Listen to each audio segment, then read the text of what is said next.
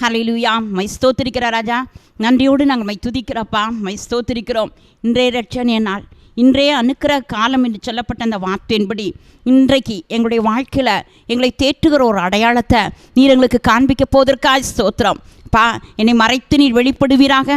உமது வேத வசனங்களை கத்தாவே ஆண்டவரை புரிந்து கொள்ள அறிந்து கொள்ள கத்தர் எங்களுடைய ஆவிக்குரிய கண்களை நீர் எங்களுக்கு திறக்கும்படியாக நாங்கள் செபிக்கிறோம். அடியால் சிறுகட்டும், உம்முடைய நாம மாத்திரம் மகிமைப்படட்டும். பா, உம்முடைய கரங்களை முழுவதும் ஒப்பு கொடுக்கிறோம். எல்லா துதிக்கான மகிமை எடுத்துக்குங்க. இயேசுவின் நாமத்தில் ஸ்தோத்திரத்தோடு ஜெபத்தை எடுக்கிறோம் பிதாவே, ஆமேன்.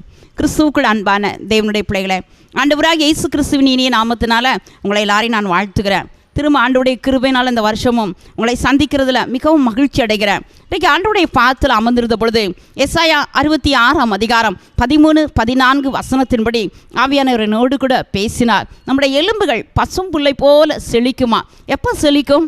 ஒருவனை தாய் தேற்றுவது போல ஆண்டவர் நம்மளை தேற்றுகிறாராம். எருசலேமில் வைத்து தேற்றப்படுவீர்கள். இதை காணும் பொழுது உங்களுடைய இருதயம் மகிழ்ந்து உங்களுடைய எலும்புகள் பசும் புல்லை போல செழிக்கும் என்று வேதத்தில் வாசிக்கிறோம். கர்த்தருடைய பிள்ளைகளை, நம்முடைய எலும்புகள் என்றால் என்ன?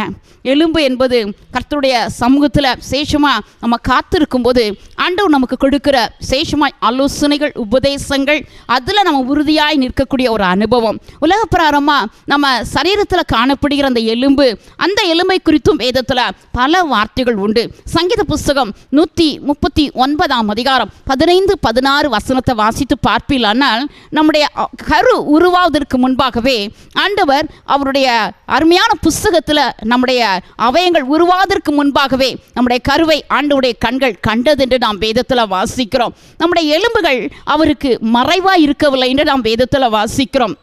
ஒரு கர்ப்பவதியினுடைய வயிற்றில் எலும்புகள் உருவாகிற விதம் என்னதென்று நீ அறியாதது போல என்று சொல்லி பிரசங்கி 11 அதிகாரம் 5வது வசனத்தில் நாம் வாசிக்கிறோம். ஆண்டவருடைய இப்படி அப்போ இந்த எலும்பு உலக பிரகாரமாக ஆண்டவர் நம் சரீரத்தில் கொடுத்திருக்கிற இந்த எலும்பை கூட ஆண்டவர் அவ்வளவு கனப்படுத்தி வைத்திருக்கிறார்.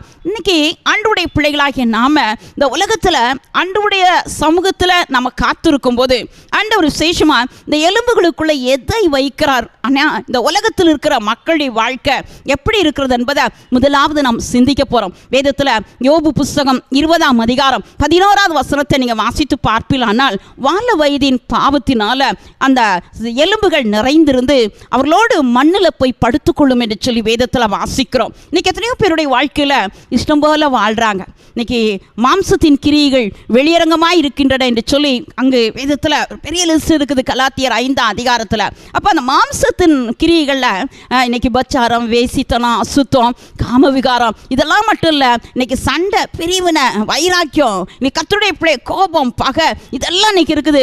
இன்னைக்கு இப்படிப்பட்ட மக்களுடைய வாழ்க்கை இதிலே நிறைஞ்சி வாழ்க்கையெல்லாம் பார்த்தீங்கன்னா எப்போ பார்த்தாலும் சண்டை, எப்போ பார்த்தாலும் அவங்களுடைய வீடுகளில் சந்தோஷமே கிடையாது, குடும்பங்களில் பிரச்சனைகள், பாவம், குடிகாரன் குடிச்சுக்கிட்டே இருக்கிறான்.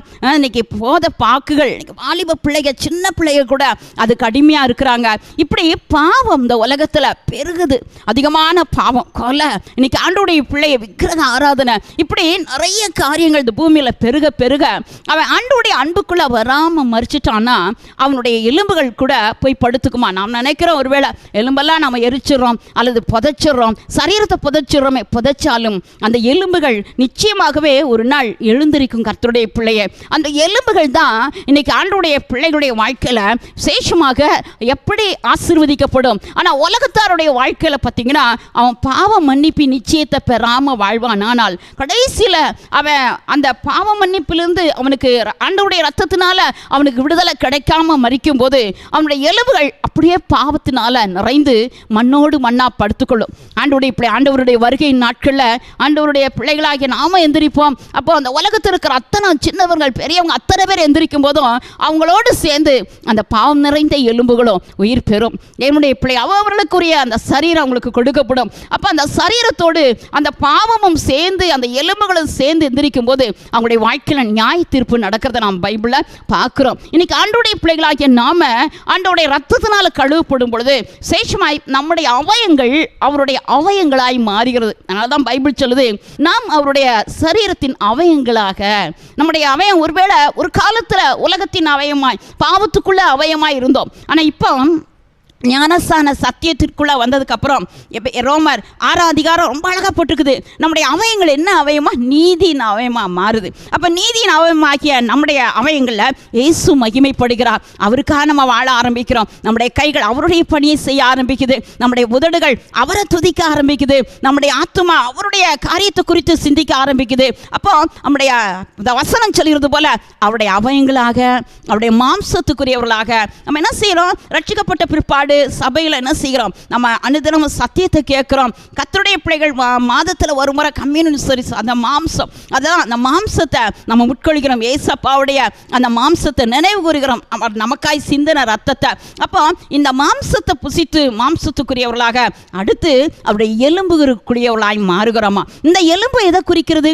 அதுதான் பைபிளில் நீங்கள் ஆதியாகமம் 2ஆம் அதிகாரத்தில் அன்றைக்கு ஆதாமுக்கு அயர்ந்த நித்திரை கர்த்தர் உண்டு பண்ணி அவனுடைய விலா எலும்பிலிருந்து அந்த எலும்பை எடுத்து தான் ஆண்டவர் ஏவாளை உருவாக்குறதை நம்ம பைபிளில் வாசிக்கிறோம். அதுதான் இன்றைக்கு ஆண்டவராக இயேசு கிறிஸ்துனுடைய விலா எலும்பிலிருந்து எடுக்கப்பட்ட அவருடைய பிள்ளைகளாக, அவருடைய எலும்புகளுக்குரிய பிள்ளைகளாக.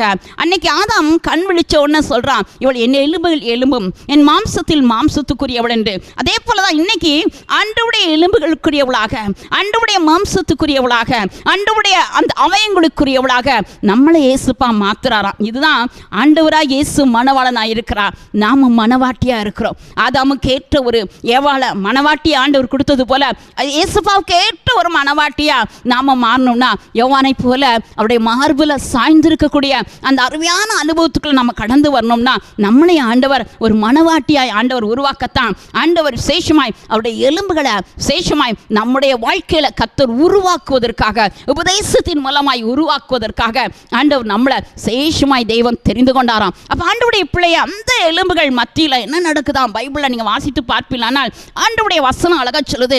சங்கீத புஸ்தகம் 63ஆம் அதிகாரத்தில் அங்கே 5, 6, 7 வசனங்களெல்லாம் நீங்கள் வாசித்தீங்கன்னா அங்கே தாவீது சொல்கிறார், நினத்தையும் கொழுப்பையும் உண்டது போல என் ஆத்துமா அவருடைய வார்த்தையில் மகிழும் என்று சொல்லி. அப்போ நினம் கர்த்தருடைய பிள்ளை சாதாரணமாக இன்னைக்கு நம்ம எத்தனையோ மட்டன் வாங்குகிறோம், சிக்கன் வாங்குகிறோம். அதில் பார்த்தீங்கன்னா சாதாரணமாக அந்த சதையை நம்ம சாப்பிடுகிறோம். ஆனால் அந்த எலும்புகளுக்குள்ள இருக்கிற ஒன்று தான் நினம்.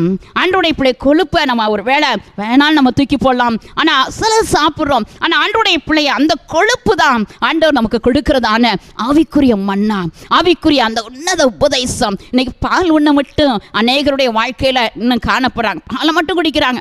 அவங்களுக்கு தேவை ஆகாரம் ஏதோ ஒன்று பைபிளை வாசிக்கிறது, அப்படி அல்ல. ஒரு ஆழமான ஒரு அனுபவம், ஆழமான ஒரு உபதேசத்துக்குள்ள வருவது தான் ஆண்டவருடைய சமூகத்தில் அந்த நினத்தையும் கொழுப்பையும் உண்டது போல நம்முடைய ஆத்துமா மகிழக்கூடிய ஒரு அனுபவம். எசாயா 55ஆம் அதிகாரம் 3 கூட நீங்கள் வாசித்தீங்கன்னா அவருடைய வார்த்தை நமக்கு ஆண்டவர் கொடுக்கும்போது கொழுமையான பதார்த்தத்தை உண்டது போல நம்முடைய ஆத்துமாவில் ஒரு மகிழ்ச்சி, அந்த மகிழ்ச்சி இருக்கிறதா? வேத வசனங்களை உட்கொள்ளக்கூடிய ஒரு அனுபவம் இருக்கிறதா? சங்கீதக்காரன் 51ஆம் அதிகாரம் 8வது வசனத்தை நீங்கள் வாசித்தீங்கன்னா, நீ நொறுக்கின எலும்புகள் கழிகூறும்படி செய்யும், அப்பொழுது ஆண்டவருடைய பிள்ளைகளாகிய நம்முடைய வாழ்க்கையில் என்ன நடக்குமா? மகிழ்ச்சியும் சந்தோஷமும் கேட்கும்படி செய்யும். நீ நொறுக்கின எலும்புகள். ஆண்டவருடைய பிள்ளைகளுடைய வாழ்க்கையில் ஒரு காலத்தில் நம்ம ஒரு பாவத்தில் இருந்தோம். ஆனால் ஆண்டவருக்குள்ளே வந்த பிற்பாடு நம்முடைய இருதயத்தை நொறுக்கி ஆண்டவருடைய பாத்தில் அர்ப்பணிக்கிறோம். நொறுங்கின இருதயம் உள்ளவர்கள், நறுங்குண்ட அந்த ஆவி உள்ளவர்களை ஆண்டவர் ஒரு நாளும் புறக்கணிக்கலையாம். நறுங்குண்ட இருதயம் உள்ளவர்களை ஆண்டவர் அற்பமாக நினைக்கல. சங்கீத புஸ்தகம் 34ஆம் அதிகாரம் 18 வாசிக்கிறோம். அதே போல சங்கீதம் 147ஆம் அதிகாரம் 3-4 வசனங்களை வாசிங்கன்னா, நொறுங்குண்ட இருதயம் உள்ளவர்களை தேவன் காயம் கட்டுகிறார், பணிந்த ஆவி உள்ளவர்களை தேவன் உயிர்ப்பிக்கிறாராம். அதுதான் வசனத்தை அனுப்பி அப்பா பார்க்கிறார். ஏசாயா 57ஆம் அதிகாரம் 15 நம்ம இருதயம் பணிந்த ஆவியோ இருக்குதா? நம்முடைய வாழ்க்கையில் உயிர்ப்பிக்கப்படுகிற ஒரு அனுபவம். அப்பதான் சந்தோஷமும் மகிழ்ச்சியும் கேட்கும்படி செய்யும். ஆண்டவருடைய பிள்ளையே, அதுதான் ஆண்டவருடைய வசனம், கர்த்தருடைய வார்த்தை. அந்த வார்த்தையை எரேமியா இப்படியா சொல்றாரு. எரேமியா தீர்க்கதரிசியின் புஸ்தகம் 15ஆம் அதிகாரம் 16வது வசனம், நம்முடைய வார்த்தைகள் கிடைத்த உடனே அவைகளை உட்கொண்டு உட்கொண்டேன், அவைகள் என்னுடைய இருதயத்துக்குள் சந்தோஷம். அந்த வார்த்தையை கிடைச்ச உடனே நான் உட்கொண்ட உடனே அது என்னுடைய இருதயத்துக்குள்ள சந்தோஷம் மகிழ்ச்சியுமாய் இருக்கிறது. அந்த மகிழ்ச்சி இருக்கிறதா, வசனத்தை நம்ம உட்கொள்கிற ஒரு அனுபவம் இருக்கிறதா, அப்படி உட்கொண்டாதான் நம்முடைய ஆத்துமாவில் ஒரு மகிழ்ச்சி. அந்த மகிழ்ச்சியில தான் நம்முடைய எலும்புகள் பசும் புல்லை போல செழிக்குமா. கர்த்தரை நம்புறவன் செழிப்பான். இன்னைக்கு ஆவிக்குரிய வாழ்க்கையில ஒரு செழிப்பு இல்லாத ஒரு நிலைமை, ஒரு பசுமை இல்லாத ஒரு நிலைமை. நீங்க யோவேல் முதல் அதிகாரத்தை நல்லா உட்கார்ந்து நீங்க வாசித்து பார்ப்பீர்கள். ஆனால் அன்றைக்கு போச்சன பள்ளி இல்லை, ஆலயத்தில் மகிழ்ச்சி இல்லை, சந்தோஷம் இல்லை, ஆண்டவருடைய பிள்ளை வறட்சி எல்லாம் காணப்படுவதற்கு காரணம் கர்த்தருடைய பிள்ளை பட்சித்த அநேக காரியங்கள். வெட்டுக்கிளிகள், பச்சை புலிகள், பச்சை கிளிகள் இவைகளெல்லாம் என்ன செய்யுதான், பட்சிக்கிறதா. இன்னைக்கு ஆண்டவருடைய பிள்ளைகளுடைய வாழ்க்கையில எது உங்க ஆவிக்குரிய ஜீவியத்தை பட்சிக்குது? எந்த காரியத்து நிமித்தம் நீங்க ஒருவேளை பின்மாற்றத்துக்குள்ள நீங்க போயிருக்கிறீங்க, உங்களை இன்றைக்கு ஆண்டவர் சேஷமாய் அழைக்கிறார். ஆண்டவருடைய பிள்ளை உங்களுக்குள்ள கர்த்தர் அந்த எருசலேமில் வைத்து தேற்றப்படுகிற அனுபவம் நமக்கு தேவை. எருசலேம் என்பது அப்பம் கிடைக்கிற இடம். அந்த அப்பம் கிடைக்கிற இடத்துல நீ ஆண்டவருடைய ஆலோசனை நீ கேட்க வேண்டும். ஆண்டவர் உனக்கு கொடுத்திருக்கிற நல்ல ஆவிக்குரிய சபையா இருக்கலாம். அநேக தேவனுடைய பிள்ளைகளுடைய வாழ்க்கையில அந்த சபையில நிலைத்திருப்பது கிடையாது. ஆண்டவர் நமக்கு கொடுக்கிற அந்த அருமையான ஆகாரங்களை நம்ம உட்கொள்வது கிடையாது. எருசலேமை விட்டு எரிகோவுக்கு போனவன் தான் குற்றையராக அந்த கல்லர் கைகளை அகப்பட்டான் என்று நாம் வேதத்துல வாசிக்கிறோம். இன்னைக்கு ஒருவேளை நீ எருசலேமில் தங்குகிற ஒரு அனுபவம் உண்டாவனுக்குள்ள கர்த்தருடைய பிள்ளைகளாகி நாம எத்தனை நேரம் அதை மறந்துடுறோம். சங்கீத புஸ்தகம் 137 அதிகாரம் 5-6 வசனங்களெல்லாம் நீங்க வாசித்து பாருங்க. எருசலேமை நீ மறப்பாயானால் உன்னுடைய வலதுகை தொழிலை மறப்பதாக. நம்ம வாழ்க்கையில நமக்கு தொழில் என்று என்னென்னமோ நம்ம செய்கிறோம். ஆனா எருசலேம் ஆகிய அவருடைய அப்பம் கிடைக்கிற இடத்தை நம்ம மறந்துடக்கூடாது. அங்க வச்சுதான் ஆண்டவர் நம்மை தேற்ற முடியும். அந்த இடத்துல வைத்துதான் ஆண்டவர் நம்மோடு கூட பேச முடியும். நமக்கு முக்கியமாக எத்தனையோ மகிழ்ச்சியின் நாட்கள் இருக்கலாம். ஆனா அங்க அடுத்த வசனம் சொல்லுது, அந்த முக்கிய மகிழ்ச்சியை விட நான் எருசலேமை நான் நினைக்கணும். எருசலேமை உன் மனதுல நினை என்று சொல்லி வேதத்துல வாசிக்கிறோம். நினைக்கிறீங்களா? யோசித்து பாருங்க. அந்த இடத்துல வந்தாதான் கர்த்தரால தேற்றப்படுகிற ஒரு அனுபவத்தை நம்மளால பார்க்க முடியும். அப்ப முதல் காரியம், பாவத்தினால நிறைந்திருக்கிற எலும்பு அல்ல. இன்னைக்கு ஆண்டவருடைய வசனம், ஆண்டவருடைய ரத்தத்தினால கழுவப்பட்டு ஞானசான சத்தியத்தின் மூலமாய் ஆண்டவருடைய உபதேசங்களுக்குள்ள நம்ம வரும்போது நம்முடைய எலும்புகளுக்குள்ளாக அவருடைய வார்த்தை வைக்கப்படுது. மகிழ்ச்சி ஆத்மாவில் உண்டாகிறது, சந்தோஷம் உண்டாகுது. அது மட்டுமல்ல, இன்னும் நீங்க பைபிளை வாசித்தீங்கன்னா எரேமியா 20 அதிகாரம் 9வது வசனத்துல இந்த அருமையான தீர்க்கதரிசி சொல்லுகிறார், நான் பேசாமல் அமர்ந்திருப்பேன். ஆனா அவனால் அமர முடியல. ஏனென்றால் அவனுடைய இருதயத்துக்குள்ளாக தேவனுடைய வார்த்தை அப்படியே அடைக்கப்பட்டிருந்துச்சாம். அந்த அடைக்கப்பட்டது அவன் எலும்புகளுக்குள்ளாய், கர்த்தருடைய வார்த்தை எலும்புகளுக்குள்ளாய் அடைக்கப்பட்டிருந்தது. அப்பொழுது அவனுடைய இருதயத்துக்குள்ளாக அது அக்கினியை போல அது கொழுந்து விட்டு எரிகிறதாம். யோசித்து பாருங்க, வார்த்தை உன் எலும்புகளுக்குள்ள அடைக்கப்படணுங்க. கர்த்தருடைய பிள்ளையை குடலுக்குள்ள அடைக்கப்படுகிற ஒரு அனுபவம் எசேக்கியேல் 3:3 வாசிக்கிறோம். யோசித்து பாருங்க, இன்னைக்கு வசனம் வாசித்தாவே மறந்து போகிற அனுபவம் இந்த நாட்கள் இருக்குது. ஆனா நம்ம கர்த்தரோடு சஞ்சரிக்க ஆரம்பிச்சிட்டோம்னா, இந்த உலகத்துல அப்பாவை தவிர வேறு எதுவும் எனக்கு இல்லைன்னு சொல்ல ஆரம்பிச்சிட்டோன்னா, உன் ஜீவியத்தில் ஆண்டவர் உன்னுடைய எலும்புகளுக்குள்ளாக அவருடைய வசனத்தை அடைத்து வைக்கிறார்.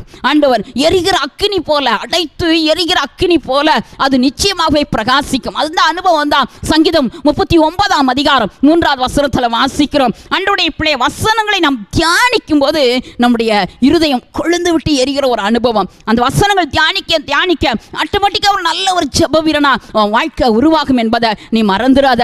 அந்த அனுபவம் நமக்குள்ள இருக்கிறதா? அந்த 2வது அனுபவத்துக்குள்ள வந்திருக்கிறோமா? 3வதா நீங்க பைபிள் எடுத்து நீங்க வாசித்து பார்ப்பீர்களானால் சங்கீத புஸ்தகம் 34 அதிகாரம் 19-20 வசனங்களை நீங்க வாசித்து பாருங்க. அங்கு வேதத்துல வாசிக்கிறோம், நீதிமானுக்கு வரும் துன்பங்கள் அநேகமாக இருக்கும், ஆனால் அவைகள் எல்லாவற்றின் நின்றும் கர்த்தர் அவனை விடுதலை ஆக்குகிறாராம். அவனுடைய எலும்புகளை எல்லாவற்றையும் அவர் காப்பாற்றுகிறாராம். அவைகள் ஒன்றாகிலும் முறிக்கப்படுவதில்லை. ஆண்டவராகிய இயேசு கிறிஸ்து கல்வாரி சிலுவையில தொங்கும் போது கடைசி நிமிஷம் அவர் ஜீவனை விடுகிறார். விட்டு தலை சாய்த்து அவருடைய ஆவிய பிதாவுடைய கையில் ஒப்பு கொடுக்கிறார். ஆனால் அது வரையிலும் அவருடைய எலும்பை ஒருத்தனாலும் முறிக்க முடியல. ஏனென்றால் அது தேவனுடைய எலும்பாய் இருந்தது. விசேஷமாய் அந்த எலும்புகள் நம்மை உயிர்ப்பிக்கிற எலும்பாய் இருந்தபடினால, அது வல்லமை நிறைந்த எலும்பாய் இருந்தபடினால, அது நீதிமானுடைய எலும்பாய் இருந்தபடினால அது முறிக்கப்படலை.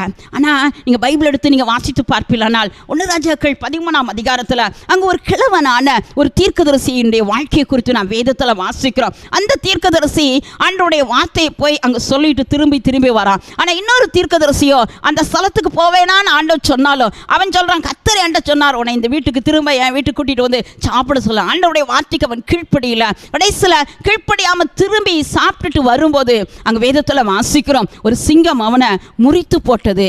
பாருங்க, ஆண்டவருடைய பிள்ளையை முறித்து போட்டது.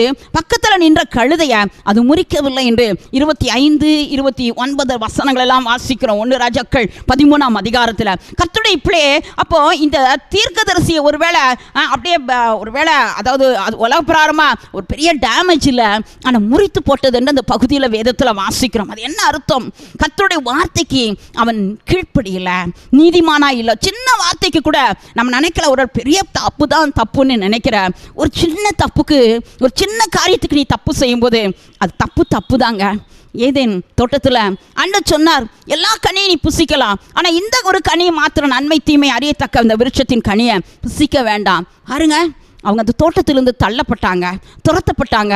அவங்க உயிரோடு நித்தியமாக இருந்து அந்த ஜீவ விருட்சத்தின் கனியை சாப்பிட்டுருந்தாங்கன்னா அவங்க ஆசீர்வதிக்கப்பட்டிருப்பாங்க. தேவ சத்தத்தை டெய்லி கேட்டிருக்கலாம், எல்லாமே இழந்தாங்க, தேவ மகிமை இழந்தாங்க. அதுபோல் தேவ வார்த்தைக்கு கீழ்ப்படியலைன்னா நம்ம வாழ்க்கையிலையும் கூட பரிதாபமான ஒரு சூழ்நிலை. யோசித்து பாருங்க, கழுதை முறிக்கப்படலை, ஆனால் தீர்க்கதரிசியினுடைய எலும்புகள் முறிக்கப்பட்டது என்று நாம் வேதத்தில் வாசிக்கிறோம். அதே போல் தானியேல் 6 அதிகாரத்தில் கூட நீங்கள் படிச்சீங்கன்னா அங்கே தானியேலை குற்றப்படுத்தின அத்தனை பேரை குறித்து நாம் வேதத்தில் வாசிக்கிறோம். தானியேல் வாழ்க்கையில் ஆண்டவர் அவனை எப்போதும் ஜெபம் பண்றான், ஜெபிக்கிறதுல அவன் குறையில.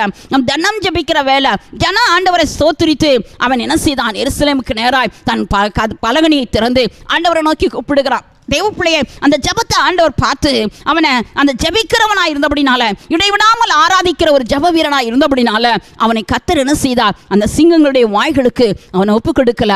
பைபிள் சொல்லுது, அவனை குற்றப்படுத்தின அத்தனை பேரையும் அவனுடைய மனைவிகள் பிள்ளைகளெல்லாம் போட்ட உடனே அத்தனை பேருடைய எலும்புகளையும் நுறுக்கி போட்டது என்று நாம் வேதத்தில் வாசிக்கிறோம். ஒருத்தர் கூட தப்பல ஆண்டவருடைய பிள்ளை. அப்போ இன்னைக்கு வசனத்துக்கு நீ கீழ்ப்படியலன்னா, வேத வார்த்தைக்கு ஒரு வேளை நீ கீழ்ப்படியலன்னா, சின்ன தப்பு தான் நீ பண்ணியிருக்கலாம். அன்னைக்கு மோசே வாழ்க்கையை யோசிங்க, கண்மலை பார்த்து பேசுன்றாரு, அவன் அடிச்சுட்டான். ஆனால் ஆண்டவர் சொல்லு, கானானுக்கு போக முடியாதுப்பா, இது குறித்து என்கிட்ட நீ பேசாதன்றாரு. யோசிங்க, அனனியா சப்ரால் அவங்கள்ட்ட தான் அந்த சொத்து எல்லாம் இருந்துச்சு. ஆண்டவர் பாதத்தில் கொண்டு வந்து கொஞ்சம் தான் வைக்கிறாங்க, மீதி வீட்டில் வச்சுட்டு வந்தாங்க. அதே நேரத்தில் அவங்க மரித்து போகிறத நம்ம பைபிளில் வாசிக்கிறோம். பரிசுத்த ஆவியானவர் விரோதமாய் பொய் சொல்கிறத நம்ம பைபிளில் வாசிக்கிறோம். கர்த்தருடைய பிள்ளை, நியாய தீர்ப்பு முறிக்கப்படுகிறது என்பது ஒரு நியாய தீர்ப்பு. இன்னைக்கு ஒருவேளை நம்ம வாழ்க்கையிலையும் கூட அந்த நியாய தீர்ப்பு நம்ம மேலே வராதபடி, தேவனுடைய கோபாக்கிரை நம்ம மேலே வந்து விடாதபடி, ஆண்டவருடைய அந்த சத்தத்துக்கு கீழ்ப்படிந்து நமக்கு வருகிற அந்த போராட்டம் சோதனையில் நிலைத்திருக்க நம்ம பலனை ஆண்டவர்கிட்ட நம்ம கேட்கணும். இதில் 2 கொரிந்தியர் 1 அதிகாரம் 3, 4, 5 வசனங்களெல்லாம் நீங்கள் வாசித்து பாருங்க. இந்த உலகத்தில் ஏராளமான பாடுகளை அந்த அருமையான பவுல் அப்போஸ்தலன் கடந்து போகும்போது சொல்கிறாரு, நாங்கள் அதிகமாய் பாடுபட நாங்கள் இப்படிப்பட்டவர்களுக்கு ஆறுதல் சொல்ல திராணி உள்ளவர்களாகும்படி நீ ஒரு பாடுன்னு அனுபவிச்சாதான், நமக்கு ஒரு பிரச்சனை வந்தாதான் அந்த பிரச்சனையை ஆண்டவருடைய பிள்ளைகளை ஆகிய நாம அப்பா பாதத்தில் உட்கார்ந்து அவர் நம்மளை தேட்டினாதான், அவர் நமக்கு ஆறுதல் கொடுத்தாதான் மற்றவங்களுக்கு நம்ம ஆறுதலை நம்ம வழங்க முடியும், சொல்ல முடியும். திராணி, மற்றவங்களை ஆறுதல் படுத்துவதற்கு திராணி உள்ளவர்களாகும் பொருட்டு அந்த பாடுகளை ஆண்டவர் நமக்கு அனுமதிக்கிறாராம். ஆண்டவருடைய பிள்ளையே, இன்னைக்கு உன் வாழ்க்கையில் நீ ஏசப்பாவுடைய அந்த வார்த்தைகளை நீ பார்க்கிறாயா?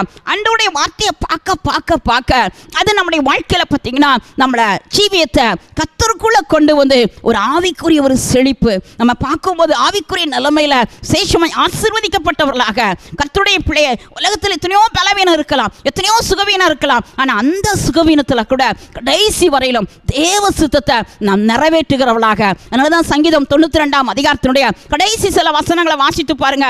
தேவனுடைய ஆலயத்தில் நாட்டப்பட்டவர்களோ ஆலய பிரகாரங்களில் செழித்திருப்பாங்களாம். அந்த செழிப்பு ஆண்டவர் நமக்கு கொடுக்கிறாராம். அந்த செழிப்பு மட்டுமல்ல, முதிர் வயது வரலும் கனி தந்து பசுமையும் புஷ்டியுமா அந்த அனுபவம் நமக்குள்ள வேணும். தேவனுடைய பிள்ளைய, அந்த அனுபவம் இல்லாவிட்டால் நம்முடைய வாழ்க்கை பரிதாபமாய் மாறும். ஆகவே இன்னைக்கு அப்பட்ட கேளுங்க, ஆண்டவரே உம்முடைய வேத வசனங்களினால என் எலும்புகள் ஆண்டவரே தகப்பனை நிறையட்டும். ஆண்டவரே என் எலும்புகளுக்கு குறித்து நீர் காப்பாற்று. நீதிமானுடைய எலும்பெல்லாம் காப்பாற்றுறார். நீங்க யோசிங்க, எத்தனை பலவீனங்கள், எத்தனை வியாதிகள். ஆனா ஆண்டவருடைய பிள்ளைகளுக்கு கர்த்தர் அழகாக அந்த வசனத்தை கற்றுக் கொடுத்துருக்கிறார். அதனால் வசனத்தை பிடிச்சிக்கங்க. 34 அதிகாரம் 20 சொல்லப்பட்டது போல உன் எலும்பெல்லாம் ஏசப்பா காப்பாற்றுறாங்க.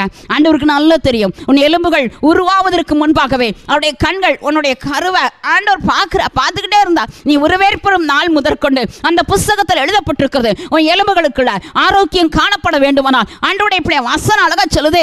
நீதிமொழிகள் 15 அதிகாரம் 30 வசனம், நற்செய்தியோ எலும்புகளை புஷ்டியாக்குமா. இன்னைக்கு நற்செய்தினா என்ன? உலகத்தில் எத்தனை நீ பேப்பர் வாசிக்கலாம், எத்தனை வீட்டில் என்னென்னமா சந்தோஷமான காரியம் வரலாம். அந்த சந்தோஷத்தை விட இந்த நற்செய்தி, இயேசு கிறிஸ்து உனக்கு கையில் கொடுத்த இந்த வேத வசனம் என்ன, இந்த அருமையான கர்த்தருடைய நற்செய்தி. அதனால தான் ஆண்டவருடைய வார்த்தையோ நம்முடைய ஆவியையும் நம்முடைய கர்த்தருடைய ஜீவனையும் நம்முடைய வாழ்க்கையில் இருக்கிற எல்லாவற்றையும் அது என்ன செய்கிறதா? கர்த்தருடைய வார்த்தை பலப்படுத்துகிறதா. ஆண்டவருடைய வார்த்தை வேதம் சொல்லுது, எபிரேயர் 4 அதிகாரம் 12 வசனம், அது ஆவியாக ஜீவனமாய் இருக்கிறதா. ஆண்டவருடைய பிள்ளையை அது கணுவையும் ஊனையும் உருவ குத்தக்கூடிய, அது இருபுறமும் கருக்குள்ள பட்டயம். எந்த பட்டயத்தை விட அது மிக விசேஷமாய், அது அருமையான கூர்மையான ஒரு அருமையான அம்பாக ஆண்டவருடைய வசன மத்தியில் வந்து கொண்டிருக்கிறது. நம்முடைய இருதயத்தின் யோசனையை அது வகை இருக்கிறது என்று நாம் வேதத்தில் வாசிக்கிறோம். அப்படிப்பட்ட ஊனை உருவ குத்தக்கூடிய ஆண்டவருடைய பிள்ளைகளாகிய இன்னைக்கு நம்ம வாழ்க்கையில் நம்ம சரீரத்தில் காணப்படுகிற பலவீனங்களை மாற்றி போட்டு வசனங்களை நம்முடைய இருதயங்களுக்குள்ளாக மட்டுமல்ல, நம்முடைய எலும்புகள் ஆண்டவருடைய பிள்ளை பசும்புள்ளை போல செழிக்கக்கூடிய ஆசீர்வாதத்தை ஆண்டவர் நமக்கு கொடுக்க அவர் அழகாய் காத்திருக்கிறார். நம்முடைய எலும்புகளை குறித்து நம்முடைய வாழ்க்கையில நம்ம என்ன செய்து கொண்டிருக்கிறோம்? நம்முடைய எலும்புகளை குறித்து கர்த்தர் வைத்திருக்கிற அந்த அருமையான திட்டத்துக்கு ஒப்பு கொடுத்திருக்கிறோமா? கொஞ்சம் யோசித்து பாருங்க. நம்முடைய வாழ்க்கை இன்னைக்கு ஆண்டவர் கரத்தில் ஒப்பு கொடுத்து அப்பாவுடைய பாதத்தில் கதறி நம்ம கேட்க போறோம். அடுத்தபடியாய் பைபிள் எடுத்து நீங்க வாசித்து பார்ப்பீங்களா? 4வதாக இந்த வேதம் சொல்லுது, அன்னைக்கு யோசேப்பினுடைய எலும்புகளை குறித்து யோசேப்பு என்ன கட்டளையிட்டான். ஆதியாகமம் 50 அதிகாரம் 25 26 வசனங்களை வாசித்து பாருங்க. அங்க வேதத்தில் வாசிக்கிறோம், மரிப்பதற்கு முன்பா சொல்றான், என்னை இந்த எகிப்தில் அடக்கம் பண்ணாதீங்க, தேவன் உங்களை கட்டாயம் சந்திப்பார், என் எலும்புகளையும் இங்கிருந்து நீங்க கொண்டு போங்க, கர்த்தர் உங்களுக்கு கொடுக்கிற அந்த தேசத்துல என் எலும்புகளை அடக்கம் பண்ணுங்க. பைபிள் சொல்லுதுங்க, எல்லாரும் அடக்கம் பண்ணப்பட்டாங்க எகிப்தில். ஆனா எகிப்தில் இருந்த இந்த யோசேப்பினுடைய எலும்புகள் மாத்திரம் ஒரு பெட்டியில வைக்கப்பட்டது. அந்த பெட்டியில வைக்கப்பட்டு வேதத்தில் நீங்க வாசித்து பார்ப்பீங்களானால் யாத்திராகமம் 13 அதிகாரம் அழகப்பட்டிருக்குது. 19 வசனங்களெல்லாம் நீங்க வாசித்து பார்ப்பீங்களானால் பிரயாணப்படுறாங்க. அங்க இஸ்ரவேல் எல்லாரும் பிரயாணப்படுறாங்க. படும்போது எகிப்திலிருந்து வெளியே வரும்போது அந்த எகிப்திலிருந்து சுமந்து போன ஒரு அருமையான யோசேப்பினுடைய அந்த எலும்புகள் என்று நாம் பைபிளில் வாசிக்கிறோம். அந்த அருமையான யோசேப்பு அந்த மரிக்கிற அந்த காலத்தில் பைபிள் சொல்லுது, எபிரேயர் 11 அதிகாரம் 22 வசனம், அந்த அந்நிய காலத்தில் பைபிள் வசனம் சொல்லுதுங்க, அவனுடைய எலும்புகளை குறித்து கட்டளையிட்டானா, எலும்பு இங்கே இருக்கக்கூடாது. அப்போ யோசிங்க, யாக்கோபு வாழ்க்கையிலும் கூட மரிப்பதற்கு முன்பாக இந்த எகிப்தில் என்னை அடக்கம் பண்ண வேண்டாம். எகிப்து ஒருவேளை பாவம் நிறைந்த ஒரு இடம். அந்த எகிப்து தேவனுடைய இப்படி அடிமைத்தன வீடு என்று நம்ம பைபிளை வாசிக்கிறோம். அந்த அடிமைத்தனம் நிறைந்த அந்த இடத்திலிருந்து ஆண்டவர் விசேஷமாய் அந்த எலும்புகள் அங்கு வைக்காதபடி அங்கு பிரயாணப்படுகிறத நம்ம பைபிளை வாசிக்கிறோம். யோசேப்பின் எலும்புகள் செங்கடலை கடக்குது. இன்னும் இஸ்ரவேல் ஜனங்க போன அந்த வனாந்திரம் எல்லாம் கடந்து போகுது. எல்லாத்தையும் இந்த யோசேப்பு உயிரோடு தான் இல்லை, ஏன்னா அவன் கர்த்தருக்கு முன்பாக ஒரு பரிசுத்தவானாக இருந்தான். கர்த்தருடைய அந்த அருமையான ஒரு விசேஷத்தை ஒரு பாத்திரமாக இருந்தான். யோசேப்பு வாழ்க்கையை கொஞ்சம் நீங்க பார்த்தீங்கன்னா, யோசேப்புக்கு சின்ன பிள்ளையில அவனுடைய தாய் இறந்துட்டாங்க. ஆனால் தகப்பனால நேசிக்கப்பட்டான். நல்ல அருமையான ஒரு மகன் தான். ஆண்டவருடைய தரிசனம் அவனுக்கு கிடைத்த நாட்கள்ல அவனுக்கு பல போராட்டம் வந்துச்சு. ஆனா அப்பா ரொம்ப நேசிக்கிறார், ஜீவனோடு பிள்ளை என்று அவனுக்கு பேர் கொடுக்கிறார்.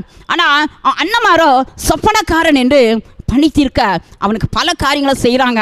கொண்டு போய் விற்று போடுறாங்க, எகிப்துக்கு அடிமையாக போகிறான். பாருங்க, சொந்த தேசத்தில் ஒருவேளை நல்லவனாக இருந்திருக்கலாம், ஆனால் அந்நிய தேசத்துக்கு வரும்போது அவன் பேர் ஒருவேளை கர்த்தருடைய பிள்ளை போர்த்திகுபாருடைய மனைவியின் பேரால அவன் பேரை ஒருவேளை பரிசுத்தவான் என்ற அந்த வார்த்தைக்கு பதிலாக ஒரு துன்மார்க்கன் என்று கூட பேர் சூட்டி தான் அந்த சிறைச்சாலையில் கொண்டு போய் விடுறாங்க. ஆனால் அந்த நேரத்துலையும் அவன் பொறுமையாக இருக்கிறான். அவன் தன் வாழ்க்கையில் பரிசுத்தமாக ஜீவிக்கிறான். அந்த இடத்துலையும் அவன் கர்த்தருக்கென்று வைராக்கியம் நிற்கும் போது தேவன் அவன் சிறையிருப்புகளை கர்த்தர் மாற்றுகிறான். கர்த்தர் சொன்ன வசனம் நிறைவேற வரையிலும் அவனை ஆண்டவர் புடமிட்டு அவனுடைய விசேஷித்த வார்த்தைகளினால அவனை கர்த்தர் நிறைவேற்றும்படி, அவனு மேலே தேவன் வைத்த அனாதி நோக்கத்தை கர்த்தர் நிறைவேற்றும்படி பாடுகளை தேவன் அனுமதிக்கிறான். வெளியே வரான், ஆண்டவர் விசேஷமா அவனை ஆசீர்வதிக்கிறார். பாருங்க, ஒருவேளை பிரயாணத்தில் உயிரோடு இல்லை, ஆனால் அவன் எலும்பு சுமந்து போகப்படுகிறது. கடைசியில் நீங்கள் பைபிளில் நீங்கள் யோசுவா புஸ்தகத்தினுடைய கடைசி பகுதியில் வாசிக்கிறோம், அவனுடைய எலும்புகளை கர்த்தர் குறித்த அந்த பகுதியில் யோசேப்பின் புத்திரருக்கு கொடுக்கப்பட்ட அந்த இடத்துல அவனுடைய எலும்புகள் அடக்கம் பண்ணப்படுகிறது. நாம் பைபிளில் வாசிக்கிறோம். செங்கடலை கடக்கிறான், யோர்தானை கடக்கிறான். யோசிங்களேன், ஆண்டவருடைய பிள்ளை கர்த்தருடைய அந்த வார்த்தை அவனுடைய வாழ்க்கையில் நிறைவேறதை நம்ம பைபிளில் வாசிக்கிறோம். இன்னைக்கு நம்முடைய எலும்புகள் ஆண்டவருடைய பிள்ளையை இந்த உலகத்தோடு மண்ணோடு மண்ணாக ஒருவேளை மக்கி போப்போதா, அல்லது பாவம் நிறைந்த ஒரு எலும்பா இருக்க போதா, அல்லது ஆரோக்கியம் இல்லைன்னு ஆரோக்கியம் இல்லாதபடி நம்முடைய எலும்பை அப்படியே புலம்புள்ளி ஒருவேளை நம்ம குடும்பத்தின் மத்தியில் பலவிதமான கலக்கங்களுக்குள்ளோ நம்ம அப்படியே கடந்து போய்கிட்டு இருக்கிறோமா? இல்லை, நான் நற்செய்தியை கேட்கிறேன் ஆண்டவரே, நற்செய்தி என் எலும்புகளை ஆண்டவரை புஷ்டியாக்கும் அல்லவா? ஒருவேளை உன் ஜீவியத்தில் தேவனுடைய பிள்ளையை உன்னுடைய ஆவி முறிந்து போகுமானால் உன் எலும்புகள் ஆண்டவருடைய பிள்ளையை பரிதாபமான நிலைமை ஆவி முறிஞ்சு போச்சுன்னா உன் எலும்புகளுக்குள்ள சொஸ்தம் கிடையாது. பொறாமையை வென்றால் எலும்புரிக்கி என்று நாம் வேதத்தில் வாசிக்கிறோம். பொறாமையின் குணம் இருந்துச்சுன்னா அதில் ஒரு எலும்புரிக்கி. ஆண்டவருடைய பிள்ளை அப்படி அல்ல, ஆண்டவரே எலும்புகள் எல்லாம் ஆரோக்கியம் அடையட்டும் ஆண்டவரே. நீ கர்த்தருக்கு பயந்து தீமையை விட்டு விலகுவாயனால் ஆண்டவர் உன் ஊனை என்ன செய்யறாரா? ஆசீர்வதிக்கிறாரா, பலப்படுத்துகிறாரா. அதனாலதான் எஸ்ஐயா 58 அதிகாரம் 16வது வசனம் அழகா சொல்லுது, நம்முடைய எலும்புகளை நினம் உள்ளதாக மாற்றி. யோசித்து பாருங்க, இன்னைக்கு நம்முடைய எலும்புகள்ல பலன் இருக்கிறதா, நினம் இருக்கிறதா, தேவனுடைய வார்த்தை நமக்குள் அடைக்கப்பட்டிருக்கிறதா? அது மாத்திரமல்ல, இன்னும் நீங்க பைபிள் எடுத்து நீங்க வாசித்து பார்ப்பீங்களா? நான் 5வதாக அருமையான எலிசா தீர்க்கதரிசியினுடைய எலும்புகளை குறித்து, அந்த எலும்புகள் விசேஷமா அந்த நாட்கள்ல ஆண்டவர் அவனோடு கூட இருந்த அந்த நாட்கள்ல, எலிசாவோடு கூட இருந்த நாட்கள்ல வேதத்துல மிக அழகா போட்டிருக்குது. 2 ராஜாக்களின் புஸ்தகம் 2ஆம் அதிகாரம் 9-10 வசனத்துல அந்த எலிசா தீர்க்கதரிசியை பின்பற்றி அவன் சொல்றான், உம்மிடத்தில் இருக்கிற ஆவியின் வரம் என் மேல ரெட்டிப்பா இறங்கணும். ஆண்டவருடைய பிள்ளை அந்த ரெட்டிப்பான அந்த அபிஷேகம், ரெட்டிப்பான வரம் அவன் மேல இறங்குச்சு. அந்த 2 ராஜாக்களின் புஸ்தகம் 13ஆம் அதிகாரத்தை நீங்க வாசித்து பார்ப்பிலானால் 29வது வசனம் சொல்லுது, அவன் மேல இருந்ததான அந்த அபிஷேகம் தொடர்ந்து அநேக அற்புதங்களை செய்தது மட்டுமல்ல, மறிச்சிட்டான், கல்லறையில் கொண்டு போய் வச்சுட்டாங்க. ஆனா அந்த கல்லறையில் வைக்கப்பட்ட அவனுடைய எலும்பின் மேல பட்ட ஒரு மனிதன், அதாவது வேதம் அழகா சொல்லுதுங்க, இஸ்ரவேல்ல அந்த நாட்களில் சீரியருடைய ராணுவம் வந்த உடனே இந்த எலிசா தீர்க்கதரிசியினுடைய கல்லறையில் போட்டுறாங்க. ஆனா அந்த எலும்புகளுக்குள் இருந்த வல்லமை அவன் மேல பட்டு மரித்த அந்த உடம்புல இருந்து அந்த பலவீனங்கள் எல்லாம் கர்த்தர் எடுத்து போட்டு மரித்த நிலைமைகளை தேவன் மாற்றி ஆண்டவருடைய பிள்ளையை அவன் காலூண்டி நின்றான் என்று நாம் வேதத்தில் வாசிக்கிறோம். அதுபோலதான் இந்த கடைசி காலத்துல அந்த எலிசா மேல இருந்த அபிஷேகத்தை விட இன்னைக்கு நம்ம மேல ஊற்றப்பட்ட அபிஷேகம் இரட்டிப்பான அபிஷேகம். அந்த அபிஷேகம் நம்ம மேல இருக்கிறதுனால தேவ பிள்ளையை இன்னைக்கு மரித்த அநேகரை நம்மளால உயிர்ப்பிக்க முடியும். நம்முடைய எலும்புகள் சேஷமாய் தேவ அக்கினியால் நிரப்பப்பட்டிருக்கிறதா, வார்த்தையினால் நிரப்பப்பட்டிருக்கிறதா? அப்படி நிரப்பப்பட்டிருக்குமானால் நம்முடைய எலும்புகளுக்குள்ளாய் தேவனுடைய பிள்ளையை சேஷ ஒரு வல்லமை காணப்படும். அந்த நாட்களில் இருந்த அந்த அபிஷேகத்தை விட இன்னைக்கு கர்த்தர் இரட்டிப்பான வல்லமை, இரட்டிப்பான அபிஷேகத்தை நம்ம மேல அல்லவா ஊட்டி இருக்கிறார். அதனாலதான் ஆண்டவராய் இயேசு பரத்துக்கு ஏறுவதற்கு முன்பாக ஆண்டவருடைய பிள்ளைகள் சீஷரிடத்தில் ஆண்டவர் சொல்றாரு, பிதாவின் வாக்கு நிறைவேற நீங்க எருசலேமில் உன்னதத்திலிருந்து வருகிற பலன் உங்க மேல தரிப்பிக்கப்படுகிற வரையிலும் காத்திருங்க. நீ எருசலேமில் காத்திருக்கும் போது அந்த உன்னதமான பலனை நீ பெற்றுக்கொள்ள முடியும். அக்கினி அபிஷேகத்தை நீ பெற்றுக்கொள்ள முடியும். ஞானஸ்தானத்தில் கர்த்தருடைய பிள்ளை அந்த அபிஷேகம் குறிப்பாக நம்முடைய வாழ்க்கையில ஒருவேளை ஜலத்தினால மட்டுமல்ல ஆவியினால ஞானஸ்தானம் பெறக்கூடிய அந்த அபிஷேகத்தை நாம் பெற்றுக்கொள்ள முடியும். அப்படிப்பட்ட ஒரு முத்திரை நம்ம மேல இருக்கும். பரிசுத்த ஆவியானவருடைய முத்திரை, மீட்பின் நாளுக்கு என்று முத்திரையாய் பெற்ற பரிசுத்த ஆவியானவர், அப்படிப்பட்ட முத்திரையை பெற்ற நாம நம்ம வாழ்க்கையில் ஃபயராக இருக்க முடியுங்க, அக்கினி பிளம்பாக இருக்க முடியும். யோவான் ஸ்நானகன் எரிந்து பிரகாசிக்கிற விளக்காக தான் இருந்தான். அவன் சும்மா மங்கியிருக்கிறவனா இல்லை. இன்னைக்கு மங்கியிருக்கிற உன்னை ஆண்டவர் திரும்ப நெறிந்து நானலை போல ஒருவேளை இருக்கிற உன்னை கர்த்தர் இன்னைக்கு திரும்ப தூண்டி விட்டு பிரகாசிக்கிற தீபமாய் இயேசுவை மாற்றுவதற்கு உன்னோடு இன்னைக்கு பேசிக் கொண்டிருக்கிறார். இந்த கடைசி காலத்தில் வாழ்கிற நாம ஒருவேளை எத்தனை நம்மை சுற்றிலும் பாவத்தில் மரித்தவங்க இருக்கிறாங்க. யோசித்து பாருங்க, அவங்கள உயிர்ப்பிக்கிற வல்லமை நமக்குள்ள இருக்கிறதா? இந்த உலகத்தில் கர்த்தருடைய இப்படி ஆசீர்வாதம் அந்த சுவிசேஷம் ஒண்ணுதான். இது அழியாமையும் ஜீவனையும் கொடுக்குமா? கர்த்தருடைய பிள்ளை நம்ம வீட்டில் ஒருவேளை பிள்ளை இன்னைக்கு ஜெபிக்க வராம இருக்கலாம், மனைவி ஒருவேளை இன்னைக்கு கர்த்தருக்குள்ள வராம இருக்கலாம், கணவன் ஒருவேளை பின்மாற்றத்தில் இருக்கிறான். ஆனா அப்படிப்பட்டவளை உயிர்ப்பிக்கிற வல்லமையை இன்னைக்கு கர்த்தர் உங்க மேல ஊற்ற போகிறார். இன்னைக்கு அப்பாவுடைய பாதத்தில் நீ காத்திருப்பாய், ஆனால் ஒரு புது கிருபை, புதிய வல்லமையை நீ நிச்சயம் நீ பெற்றுக்கொள்ள முடியும். பழைய வாழ்க்கை அல்ல, ஆண்டவர் உன்னை உயிர்ப்பிக்க அந்த தீர்க்கதரிசி மரித்தும் அவருக்குள்ள எலும்புகளுக்குள்ள ஒரு வல்லமை இருக்குமானால் கர்த்தருடைய பிள்ளையை இன்னைக்கு அப்பாவுடைய பாதத்தில் கண்ணீரோடு கேட்க போறோம். மரித்து போன எத்தனையோ பேருடைய வாழ்க்கை இன்னைக்கு உயிர்ப்பிக்கப்பட கர்த்தர் உன்னை எடுத்து பயன்படுத்த போகிறார். வேதம் சொல்கிறது, மரித்தவர்கள் இன்னைக்கு பூமியில் எப்படி இருக்கிறாங்களா, வேத வசனத்தை தியானிக்காத ஒரு கூட்டம், அந்த ஜனங்கள் மரித்தவர்கள் என்று பைபிள்ல எசாயா 38:18 வாசிக்கிறோம். மரித்தவருடைய நிலைமை இன்னும் எப்படி இருக்குமா, ஆண்டவரை துதிக்கவே மாட்டாங்களா. துதியாதவர்களுடைய வாழ்க்கை மரித்து போன வாழ்க்கை, பாதாளத்தின் வல்லமை அவர்களுக்குள்ள காணப்படுகிறது. அப்படிப்பட்டவர்களை முறிப்பிக்கிற அந்த விசேஷித்த ஒரு வல்லமை ஆண்டவராக இயேசு இந்த அருமையான வேளையில உனக்குள்ள கர்த்தர் வைக்க தேவன் விரும்புகிறார். ஒப்பு கொடுக்கலாமா?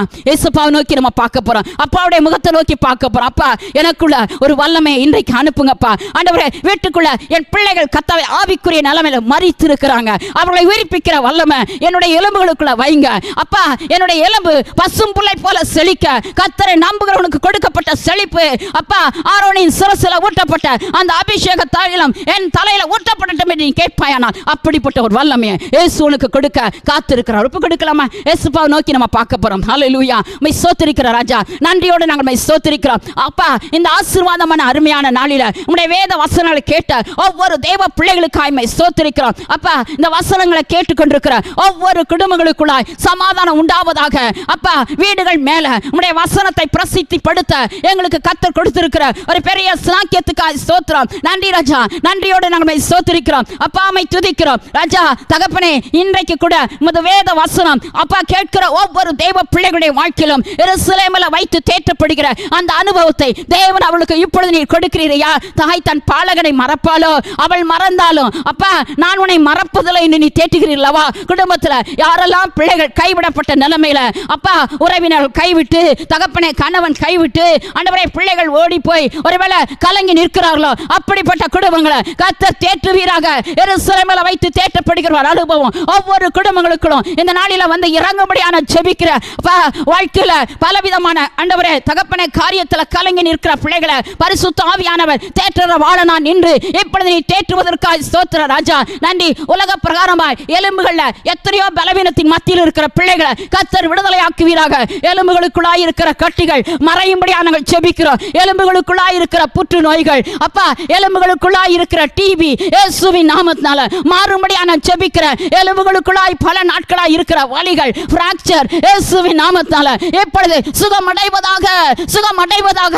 அப்பா, இவனையும் ஆண்டவரே கனவையும் பலப்படுத்துகிற உமது வேத வசனம் பிள்ளைகளுடைய இருதயத்துக்குள்ளாய் இன்றைக்கு அற்புதங்களை நடப்பிக்கும்படியாக நாங்கள் ஜெபிக்கிறோம். எலும்புகள் நிறைந்த பள்ளத்தாக்கின் நடுவில் நின்று ஆண்டவரே எசேக்கியேல் தீர்க்கதரிசனம் சொல்லும்போது ஒவ்வொரு எலும்பும் தன் தன் எலும்போடு வந்து இணைந்தது போல பிரிந்த குடும்பங்கள் ஆண்டவரே கர்த்தாவே குழப்பத்தின் மத்தியில் இருக்கிற குடும்பங்களுக்குள்ளாய் ஆண்டவரே ஒரு அசைவு உண்டாகட்டும். அந்த எலும்புகள் தன் தன் எலும்போடு வந்து சேர்வதாக. குடும்பங்களுக்குள் சமாதானம் உண்டாவதாக. ஆண்டவரே எலும்புகளை கர்த்தாவே பசும்பொல்லை போல ஆண்டவரே செழிக்க செய்கிற தேவன் இன்றைக்கு உமது வேத வசனத்தை கர்த்தர் நிரூபித்து காண்பிப்பீராக. எலிசாவின் மேல் இருந்த அந்த வல்லமை எங்கள் மேல இறங்கி இருக்கிறதுனால அப்பா எங்கள் மூலமாய் அநேக உயிரற்ற நிலைமையில் இருக்கிற ஜனங்கள் உயிர்ப்பிக்கப்படும்படியாக நாங்கள் ஜெபிக்கிறோம். ஊழியங்களை கர்த்தர் ஆசீர்வதிப்பீராக. அப்பா, இந்த செய்தியின் மூலமாய் ஆண்டவரே ஒரு பெரிய விடுதலை ஒவ்வொரு குடும்பங்களுக்கு உண்டாகும்படி நான் ஜெபிக்கிறேன். எல்லா துதிக நமக்குமே எடுத்துக்கங்க. அப்பா, இயேசுவின் நாமத்தில் ஸ்தோத்திரத்தோடு ஜெபத்தை எடுக்கிறோம் பிதாவே. ஆமேன், ஆமேன், ஆமேன்.